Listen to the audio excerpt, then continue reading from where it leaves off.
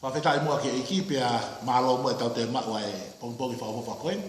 Pongpongi tua pelulu en ahono ko ia mahina ko akosi. Ko tau kalofia mani ke pongpongi ni pia whakatawanga pia ko na pangapanga maali pia ko toa pia mei apina.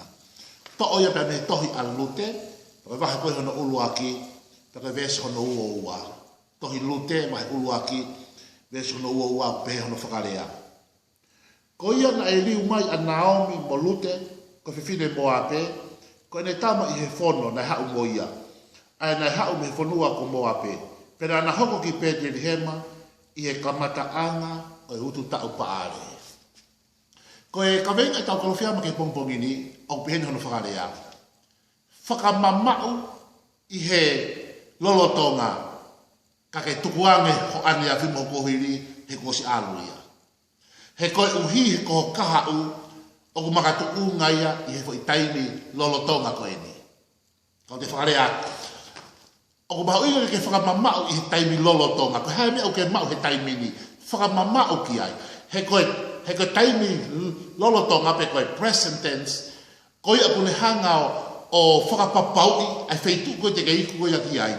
Ka ke tukuange e koe ane a whipia mo kuohiri. O koe ke lava i he kuohiri pe koe pas. O ne hanga purei pe ne hanga o talamai ai mea koe te keiku koe ki ai. I kai au pito. Ko ho lolotonga koe taimini. Ko o whiri koe he taimini. Ko haho mea koe te whahe taimini.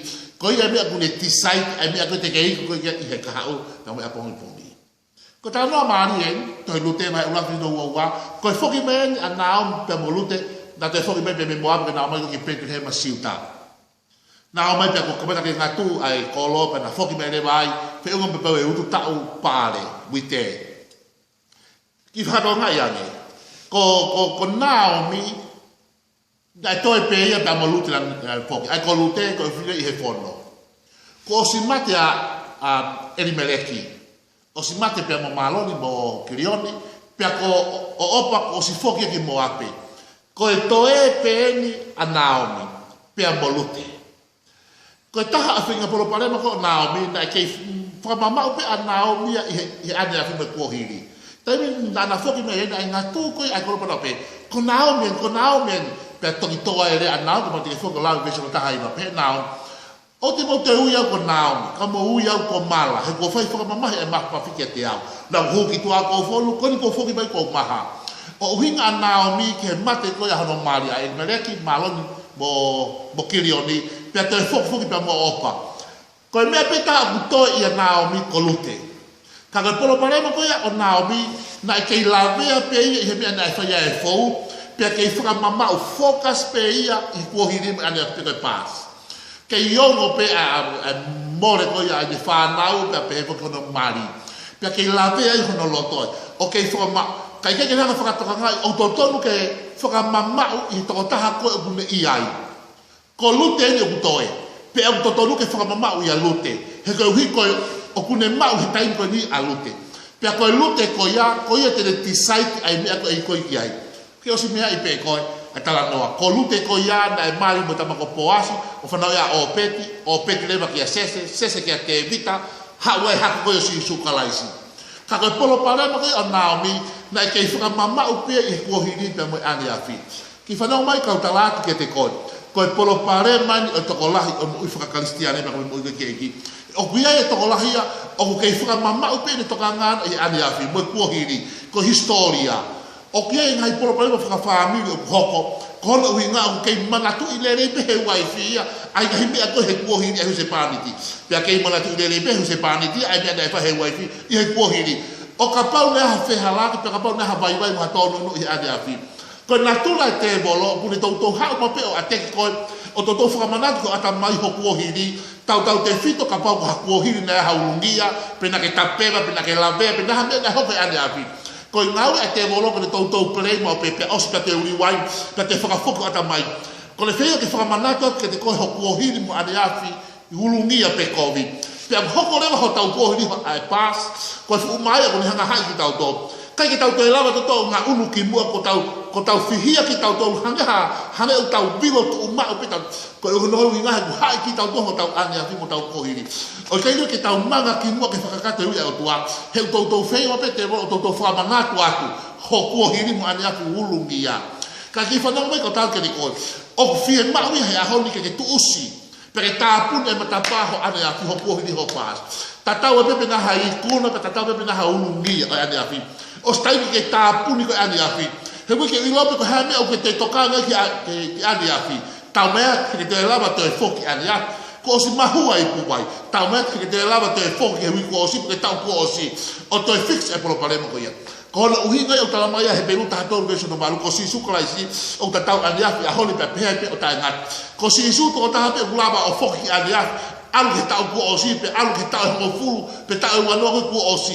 O ne hanga fix e kai polo paremo na hako. Pa ne haureva fix ma boy polo paremo na honi pere toki haureva tani me ka pong pong. Ko a ka pong pong ke mamma wa to a pong pong o fare ato si isu ke te ko. Malo mo e tau te ma pong pong pong pong. He ko alu ya tani ma pong pong. Ta tau pe a le afi a honi pa pepe ta ngat. Tau me te te lava te foki tai ma fitu noa. Kai te lava ko. Tau me te lava te foki he wanoa ta hawa o te fix e problema na hokai he ke te lava ta te foki ana ko ni alu ana alu apito pe o tonu ke mo apito he kai ke te taula ko mo ana ko tau fononga ni atau tolu ke ka hau ko ha me hok ana ki ko ni alu apito he kai pe ke te taula ko pe boy ka ki fononga ko ta ke ni ko to usi e ko ai ko hiri pe mo ana afi polo parem mo ulungia pe mo ha na me ko to me na ke fo mo ana afi o stai ke ta pu ne ko mata papa ya ka ke whaka mamau ko i whe, ka ke whaka mamau ko hae mea u ke mau he taimini, whaka mamau i he lolotonga, i he presence, ko hae mea u ke mau he taimini, ko ia i ai manaba mai tāpua ki ho kahau. Ka mau te ke toki mau whaka maari mai toki lao ua tui para maha no whā, ko hau ai whiwhine uitogo o kore mai ka laisa ko hiko no polo parema, ko inga ko si mati hono se pani tipa nau mo ua whakapanga, ko hau reto o tākoi na nau mo ua ke o puke ate i ang tamai ki tokoa ke au whakangawe ke mau mai ai panga ko ia. Pero le sitanga tu ko uito kon patanga e ilaisa ua tu i ba fa bes no wa ko hebe o ke ma ui fare tanga e file uito ko ni o ko masiva ka ngoi ki hina lolo pero ki hina lolo ko no fare ko ia na hanga create and mana ma miracle fa no mai ka tala ke ko miracle is in your house ko mana vi holo to fare be ko hebe o ke ma o ke te toka ko yo mali ko si mate ia ko ho tama ko sa ko hai me ko create ko hai me o ke ma o ki fare ko hina lolo ko ia na ia e breakthrough na ia e mana mo ta poaki o ke te toka ko ku os ko si mate ai ni mereki o si mate a maloni kilioni ko opa ko spo ko hai me o ke ma ko na o ni pe molu pe na to tolu ke fa ma o he me aku ne ma o he ko ia na le tisaite no ka o mo ta poaki fa no mai ka tala ke ko ko kai iloi mamani ko kai lava me ai mamani ha pe me business he aku me lot me aku ka pa te lau hona historia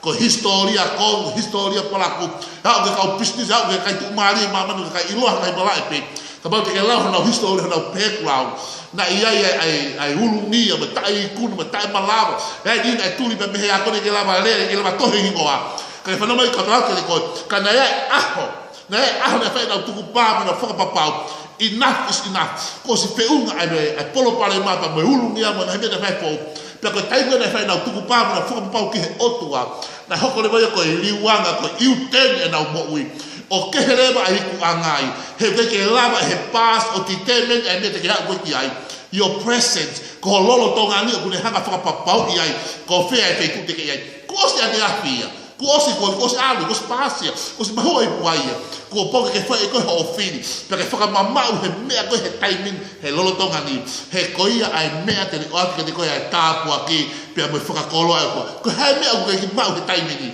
porque foka mamau he mea koia he me ai break flu ai o tua i ho mo ui ko ia ka pa ke mo ta ki tokanga ke he mea ko ke mau e tala e hanga e lute o ata koloa pe mo tapu pe mo foka koloa ko polo parema na o mina ke foka mamau he ani api kana to tolu ke whaka mamau ia lute he ko lute pe o kutoe pe ko lute ko ia na mari mo poas mana o pet sese te vita pe hoko mai a si sukalaisi ko hai ki me o ke mau i fare ko ki hina lolo pe ko ki lolo ko ia na o mai ha ai mana pe me tapu aki mo se ko ha me ko honi ma ko ki va ka mate be ko toko ko me pe u ke ma ko ya ifale ko fili mo to awi to ko ya isali fatine alga raisia ula ki tu ko ba na ta pitu ha me ma ko ki be lolo pe ki be ma ko ha me u ke ma ko me ai te kuri fa fa ai si tu ai ni ma pe ai kakai ai o i he lau mano ta ma ko ki fo ma be ki mataika ma ni mateka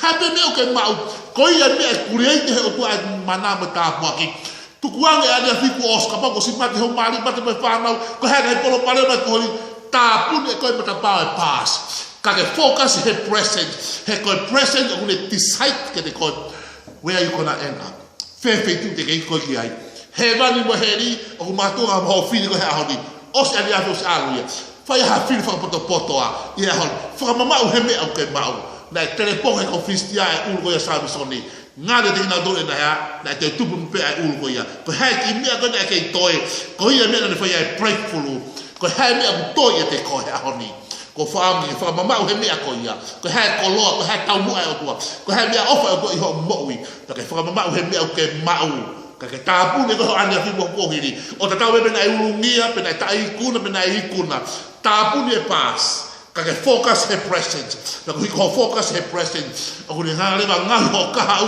ko ka hau ngila ko ka hau tapu te ho ko tanga tai kuna te ho ko fine lava me he bo wi pisidisi mo ngawe mo sia sa te me ape he ko nga ko ha he dai a na fa ho tu ko pa ha ko ni ke tapu ho ania ko hiri ulungia ko tai kuna ka fa ho fili he honi pe meli ele ho ka hau pe mo apongi tapu ni ania fi fa mo ma he lo tonga tu wang ke os mata ele mele mo malo mo kiri te foki mo opa ko to pe a lute ko ma ko ha me o ke to ya te ko to ke lute ko ya na mari mo poas o peti sese te vita pa te vita ka siso Christ ta pu no ane afi ke fa ma o he lo tonga pe beri ele mo ka ha ita mai ko lo te ke afion ta pe ke na ke to ta ko to ape a koi pa tu mo ke ma ta pu no mo ane afi pa fa ma o he lo tonga pe ngi la le mo ka ha o Jesus Christ ko al mo fa mo